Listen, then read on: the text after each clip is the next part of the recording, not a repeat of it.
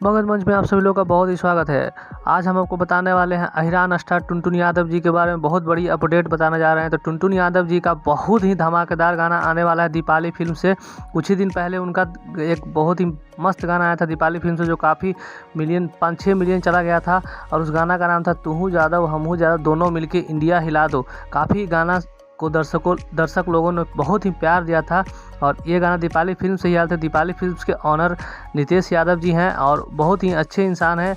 और लगातार उनके दीपाली फिल्म से टुनटुन यादव जी का ब्लास्ट गाना आता रहेगा। आज टुनटुन यादव जी का सवरिया गाना आया था टी सीरीज़ से। जो भी भाई लोग इस गाना को नहीं देखे हैं, कृपया जा करके टुनटुन यादव जी को इस गाना को देखें और उनको खूब सपोर्ट करें। और इस टुनटुन यादव भी अपने आवाज़ों के चलते बहुत ही दर्शकों के दिलों में छा गए हैं और काफ़ी अच्छा गाने गाते हैं। और ये फेमस हुए हैं अहिरान के नाम पे। काफ़ी हालांकि जातिवाद नहीं करते हैं। इसी तरह के खबर देखने के लिए हमारे चैनल को सब्सक्राइब करें।